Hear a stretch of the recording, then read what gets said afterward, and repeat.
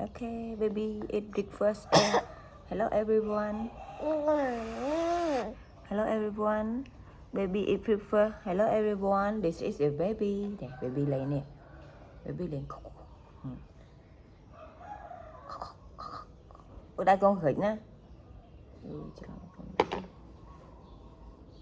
Hello everyone. Baby eat breakfast.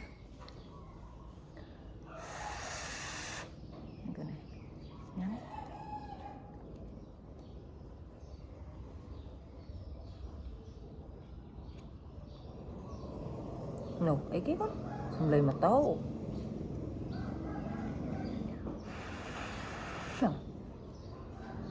Nè con tấu, tấu tấu. Nè, là cái nào á?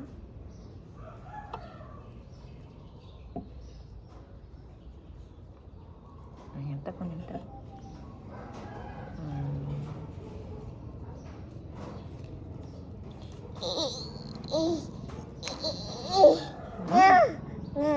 Theo xu mùi má. Thơm á. Muối, bí, bấy.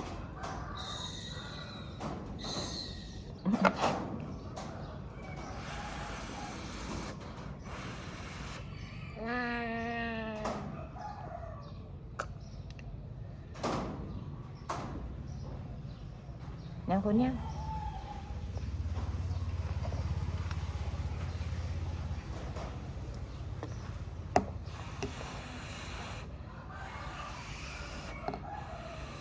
Rồi. Nhắm nhắm. Ok. Đã được ngồi tiện.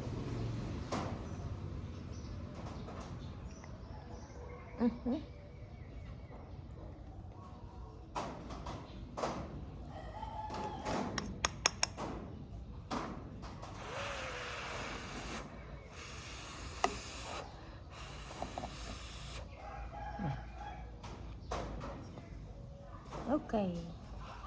Đúng chưa? Rồi nè đi.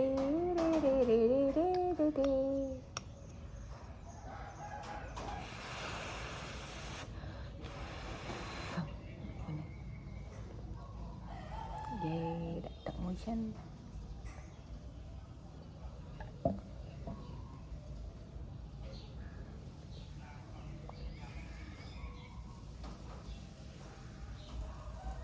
Còn hai một chẳng.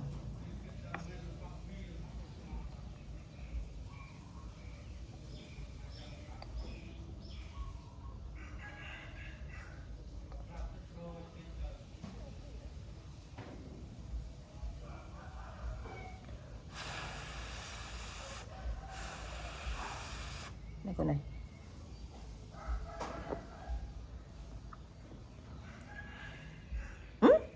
Liên đạn tiệt. Còn liên đạn tiệt. Mẹ. Ố, thầy chẳng tiệt.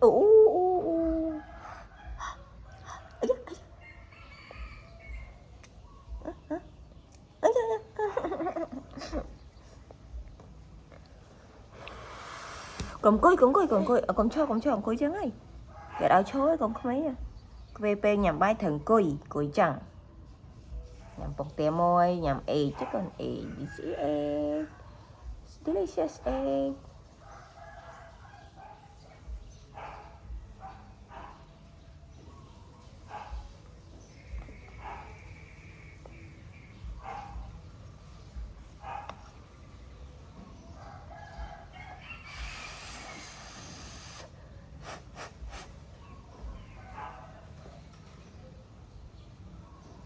Nè baby. Hello baby. Thật đây hello mất á. Hello everyone. This is my baby.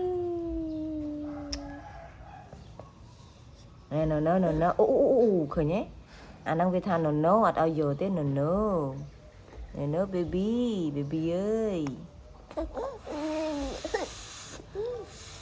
Này baby Hà Mọt. Hà Mọt đã tu sạch môi.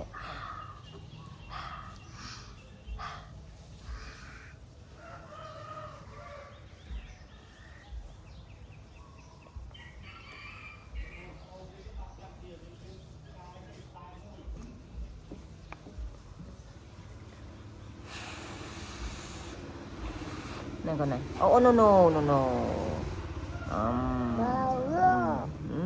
vậy bài này tất cả này là bài là đại thôi che bye bye